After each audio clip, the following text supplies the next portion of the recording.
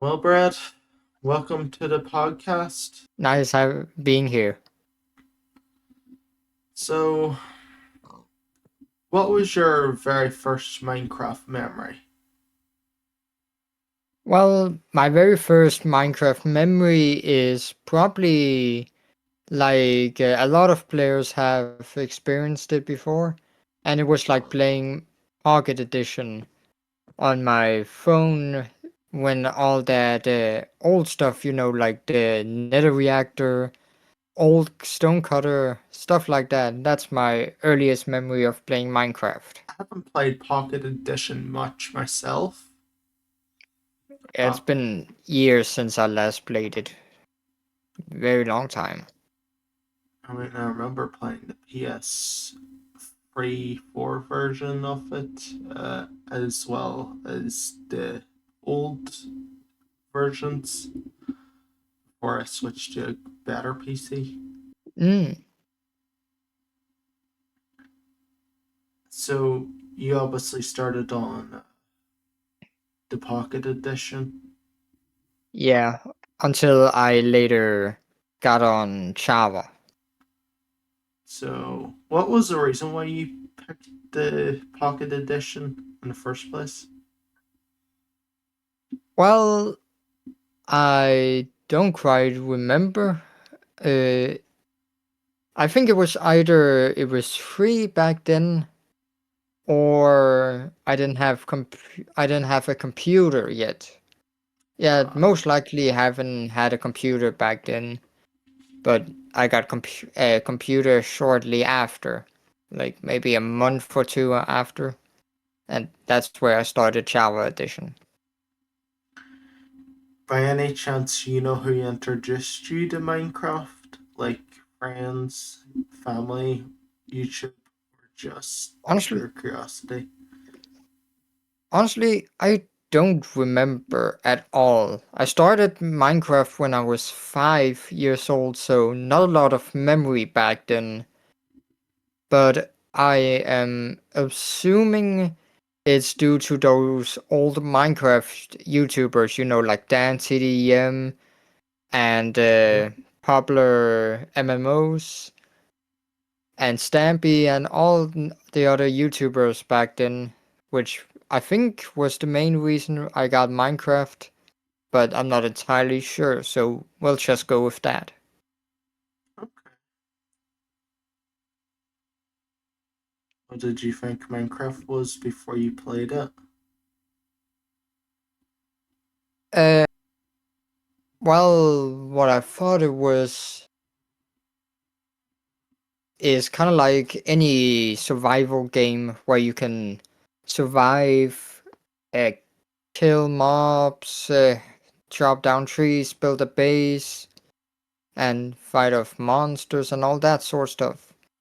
But after playing more and more of Minecraft, discovering like creative mode, command blocks, and going along with a lot of updates and even discovering snapshots back in 1.14 and more so.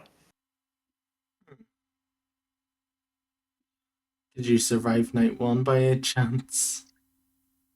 I did what any player would do and dig a hole and survive the night by that. But have you been attacked before? I mean, who hasn't been attacked by monsters in Minecraft before? No, I meant on day one. Ah, on day one, I would say most likely. So, being honest, have you ever dug straight down whenever you started? That's a good question. No, I didn't dig straight down when I first started Minecraft. I always made those 2 by 2 staircase spirals. Hmm. And then if I find ores, I just break them apart and break whatever blocks. Or I just go into the mines. I yearned for the mines and got some ores like that. but I didn't really dig straight down before. But I do remember doing it a couple of times, but not in my first encounter of Minecraft. Do you ever remember your first base? Whether it's a My f- treehouse, dirt hut, cave, or something else? Definitely a dirt hut. Hmm, I see. I myself had a hole.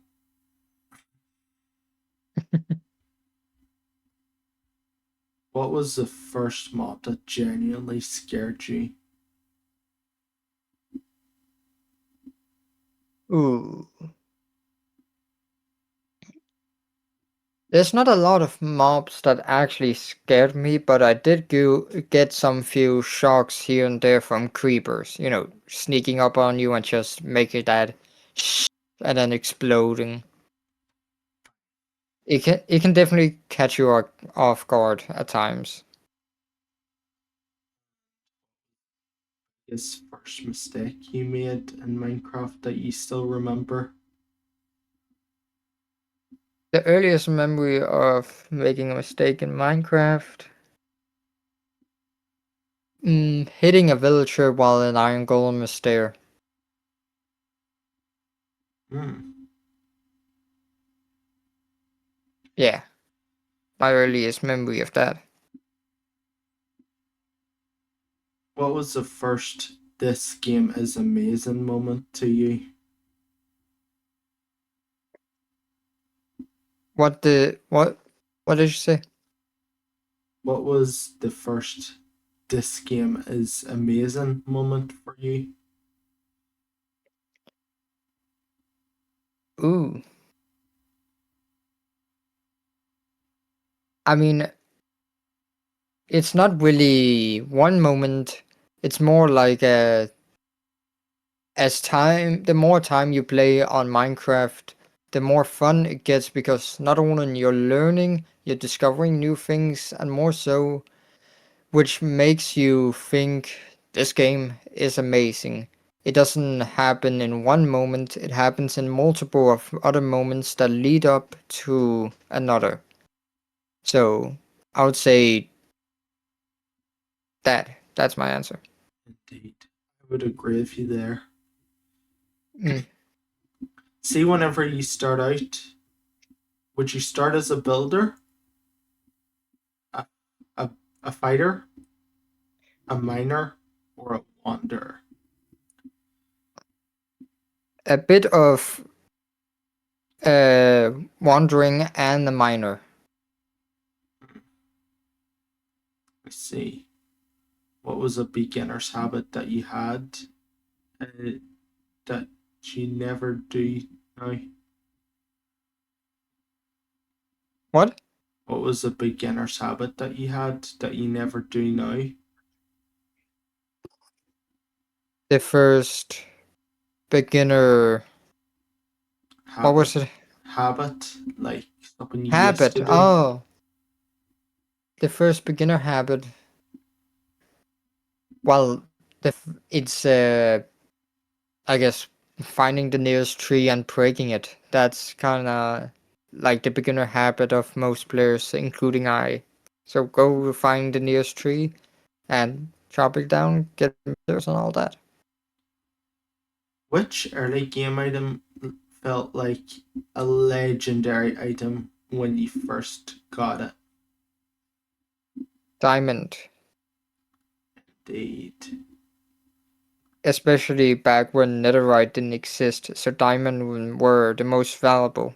It was also harder to come by since there wasn't the cave and cliffs update back then too. So it felt more rewarding and nicer. What would you say your first big goal is in Minecraft? My first big goal in Minecraft. Hmm. Ooh, I would say trying to beat like the Ender Dragon, but the true like a goal that isn't as big as it, but close to it is, well, finding a nether fortress, because I apparently sucked at finding fortresses years ago, and it was always like this goal that I have to find another fortress. And eventually, a few days later, I discovered them, and that was the first goal that I set up myself and found. Who was your first Minecraft inspiration? My first Minecraft inspiration. Yeah, like, Do you mean I mean, like, who inspired you to get into Minecraft more, like deeper I into would the rabbit hole? I would say it's what got me. I would say it's more again the Minecraft YouTubers like Dan, Stampy, and popular MMOs and other Minecraft YouTubers back then. What was your first experience of multiplayer like? My first multiplayer, like, uh, it was when I was playing with my brother, and we just played like for hours and hours on end in Minecraft, and that's really the first time I played Minecraft with anyone but myself. What about on a server yourself? On no, like playing Minecraft. Yeah, like Like, playing on a proper server. yeah, my brother found like a free server hosting website, and we used that. Have you ever made like friends in your early days playing Minecraft, and when did that start happening? Like play with other friends on Minecraft, Yeah. you say? Mm-hmm.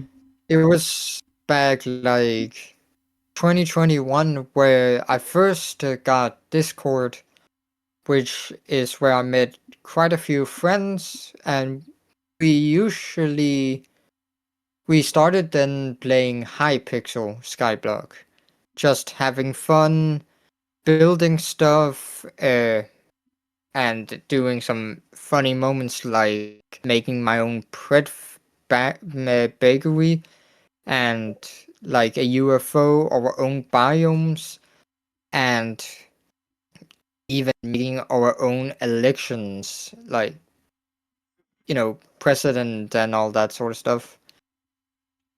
What's a And classic old school Minecraft feature you miss the most? the first, what? What is the old school feature of Minecraft you miss the most? Ooh, that's an old school one I miss the most is definitely, I would say, was the nether reactor. It was actually fascinating. Like, you have to build this little structure, and then and big nether like pillar structure appears, and you're inside of it for a few minutes at most, and then fight off angry enemies and item spawning. It was quite uh, a thing that I missed, and it is definitely a relic that you cannot really experience that much anymore, other than through going with mods or data packs or such. Yeah, I heard about this now reactor thing the other day. Mm. I didn't understand it fully. It was used mostly in like mobile versions of Minecraft, because back then they couldn't really have another dimension coded into it because it was mobile, so it was much more limited Mm-hmm. in space and optimization. So that was the nether reactor was made to simulate the nether and to get you the items that would require you to beat the game. What's a new Minecraft feature you love that didn't exist when you started?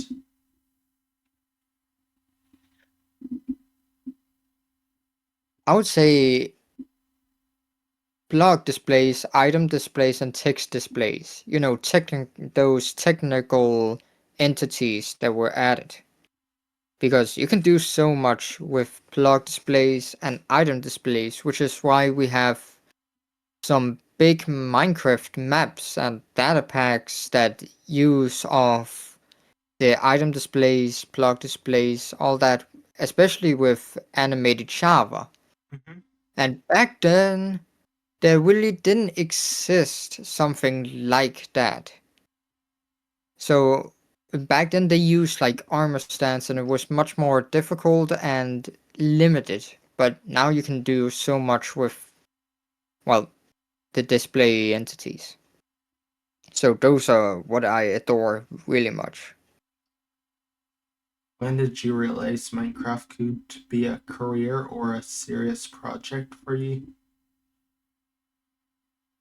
It actually started back when 1.21 came out. The trial chambers update thingy, yeah. Which got me more into map making because I always wanted to make a rogue-like map, Mm-hmm. which later led me to make it, and which is how I discovered other map makers, and that led me to a path of map making, and I realized I could do a living off this map making stuff, and then also maybe doing a little bit of YouTube playing those maps, and especially with this new website called Mapverse, which where you can post your maps and you would actually get paid for people playing your maps every like month and so. So it's definitely you can make a career from that, and that's when I realized that Minecraft seems pretty great to have as a career. So would you usually get paid for the map making? Well, at the moment, I'm not really being paid by anything. As for now, things are still being worked on, especially on Mapverse and all that. But, yeah, I don't really get paid as for now. So right now, I'm just doing it for the fun and love. I don't know. Guys, check down his maps in the link down the description.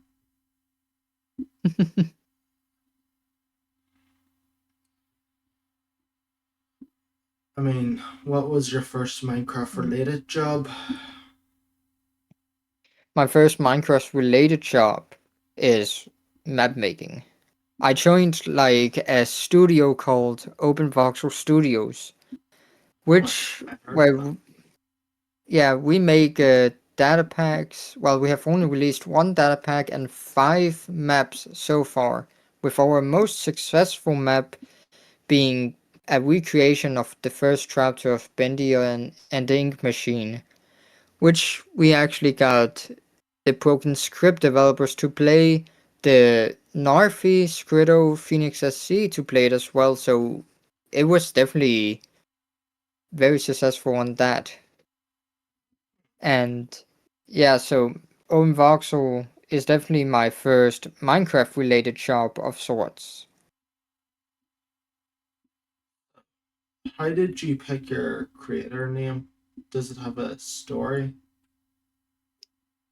The name behind like the TheBreadGiver is basically back in 2021, when I first got Discord, those same friends that I played on Skyblock Hypixel, Mm-hmm. we had like a running joke in the Discord server where we just post bread emojis or something of sorts with bread. And Oh, apparently I did the most in bread posting, and they eventually made a little joke that I'm the bread giver, and which I took very personally, and hey, now I'm the bread giver. That's lore. DGR. I mean, you could get a good cult phone for that. What? A good cult phone. The cult? Yep. You know, cause bread emojis. No, it wasn't like a cult of sorts. It was just that little joke that we had. I was joking as well.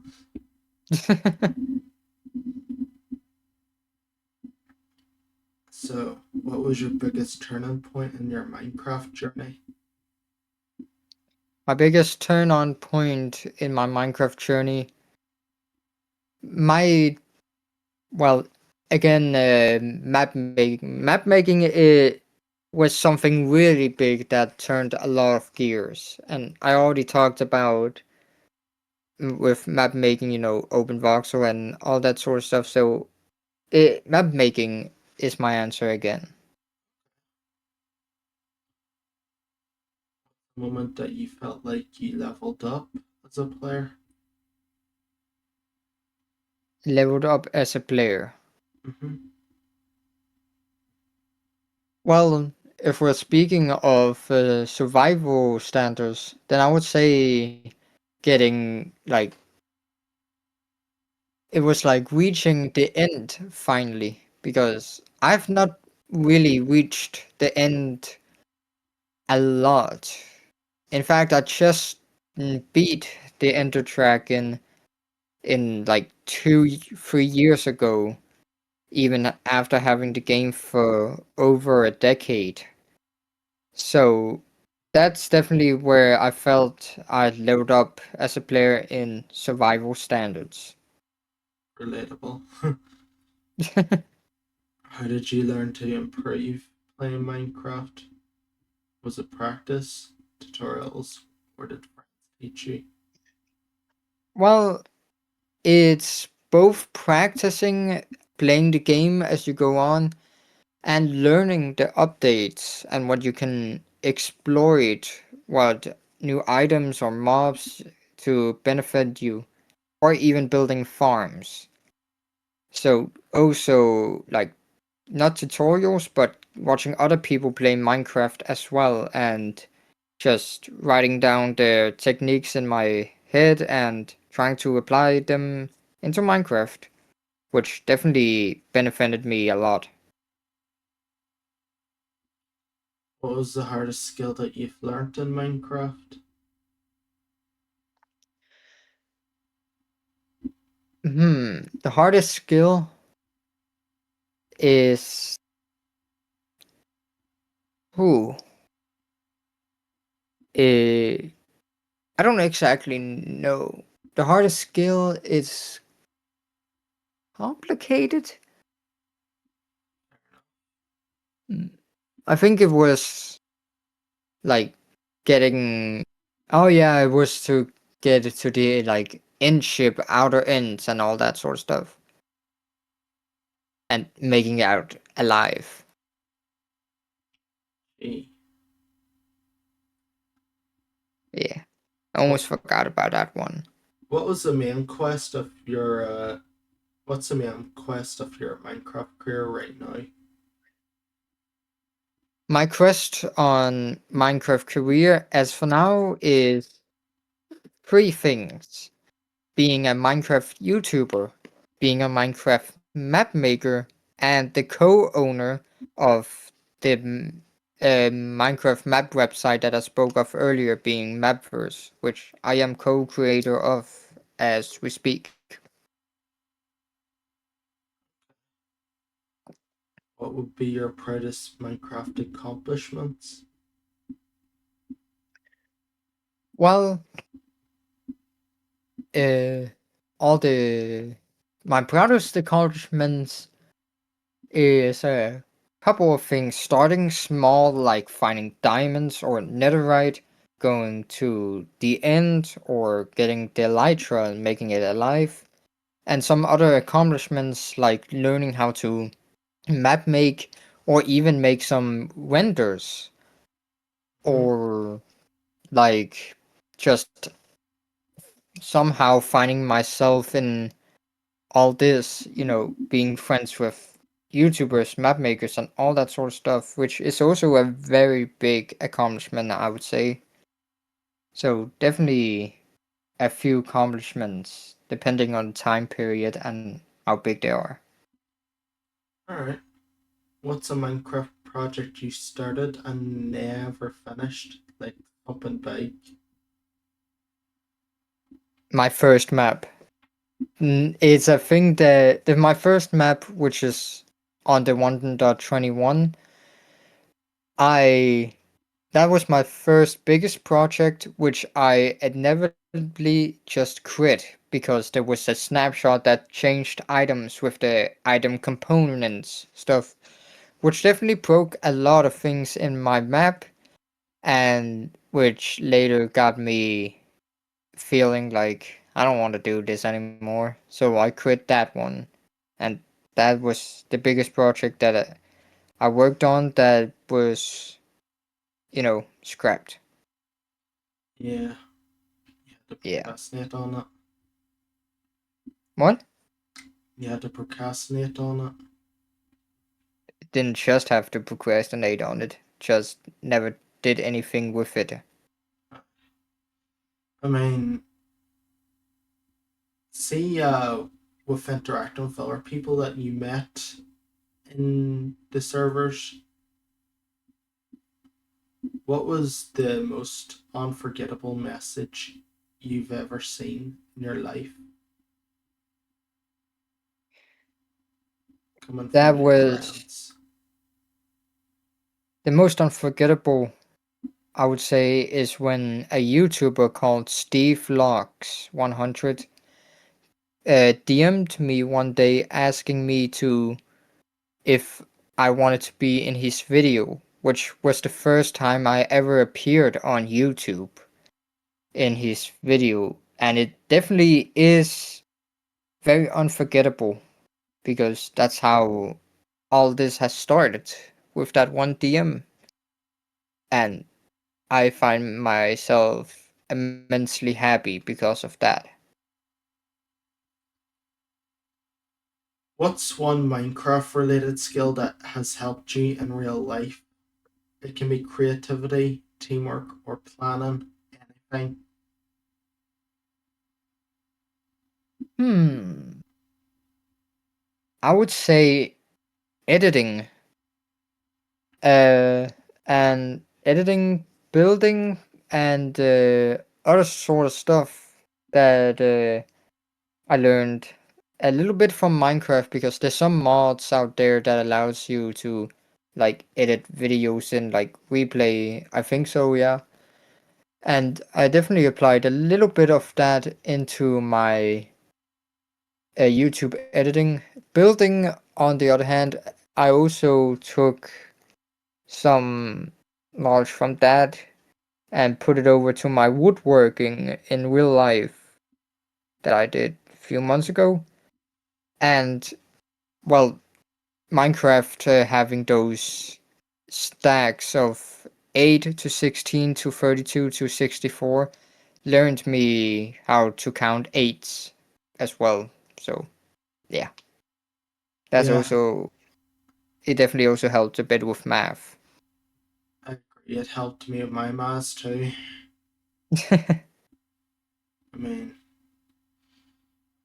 I mean, what would be the best decision you made for your Minecraft path? The best decision was to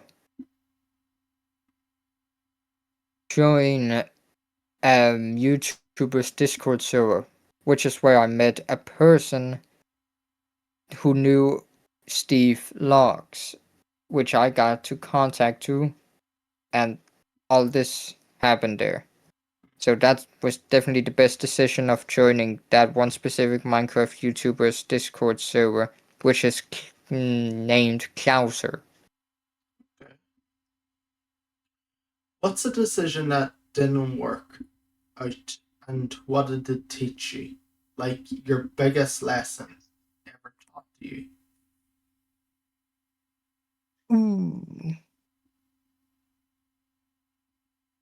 Something that didn't work out, but did teach me a lesson in many things.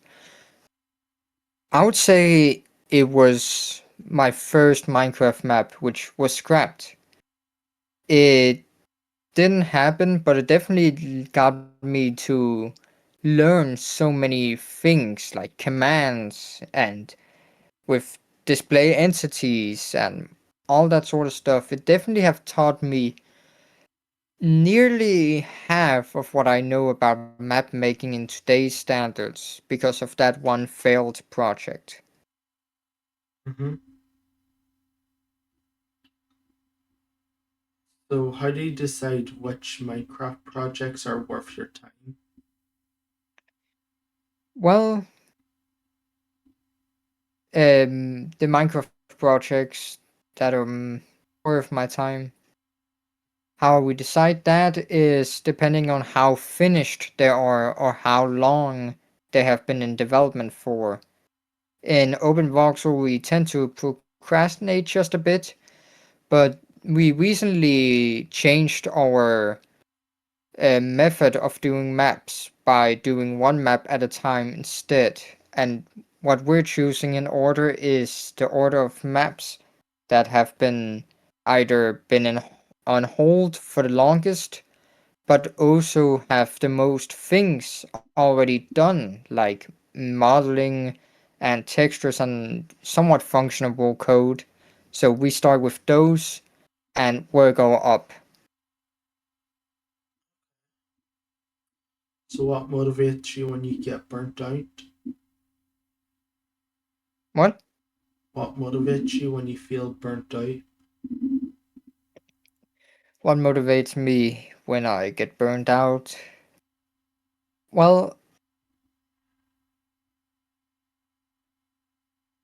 what motivates me when I feel burned out? It's a bit complicated, but I would say is to try imagining that you have this project that you're working on and you absolutely adore it, but you're feeling burned out.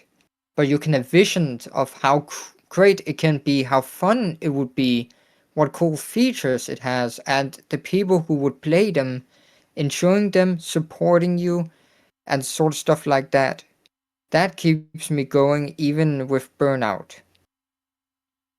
That is beautiful. It is. What is your comfort activity in Minecraft when you want to relax? I would say it's playing Minecraft maps. That's what I mostly do nowadays, and that's kind of my comfort of when I don't have to do anything, like make projects or whatever, then I just play Minecraft maps. Some that I find very enjoyable are a map called Atmos, and then there's the map Mine Party, which I can play with friends. And well, playing with friends on Minecraft is mainly my comfort as well. So both multiplayer type thing and playing maps is my comfort. So, what's the biggest risk you took in your Minecraft journey? Ooh. My biggest risk. Oh, that's a hard one. That's a hard one. I guess YouTube, Mm-hmm. like Minecraft YouTube, because Minecraft YouTubers generally have the reputation of, you know, Yeah, and that itself can be a risk. Like being a YouTuber itself is risky because you never know what the future can hold. Like For example, there's some YouTubers who either been doxxed or trained or like cancelled, and you never know like what incident that seems pretty harmless ends up being entirely, explosive, like bad and all that sort of stuff. And YouTube, it can be generally risky, but that really depends if you know what you're doing and if you're actually a good person enough, Mm-hmm. or you Yeah. know what not to do and whatever not. So Great. YouTube is the risk. Hey, every action is a risk. It is. That is true. One more question. Yep. Where do you see yourself in the next 5 years? Ooh. What I see myself in 5 years. It can be one, That two, or 3 or 4 or 5 years. Any. what I see myself in 5 years. I would see myself still on the Minecraft making sphere. Maybe being a bigger YouTuber, maybe still a map maker, but obviously more experience and skill, and of course this Mapverse, which I'm co-owner, and if it pops off and becomes, financially stable and makes me able to gain money from that, then I can see myself doing more Minecraft than I do now later on in maybe 5 years or so. All right. Well, the bread giver, it was pleasure doing the interview with you. It was a pleasure as well. Thanks for Pleasure. coming on Yeah. to the show. Yeah, of course. Thanks for having me. What would you like to say to the world um, before I end this? My message to the world is that even the smallest of breadcrumbs can change the outcome of the future. So if you ever think that you can't do it all, remember, you're the breadcrumb and you have the opportunity to change the world or other people's lives or even your future. Just keep going, be strong, and it all will work out.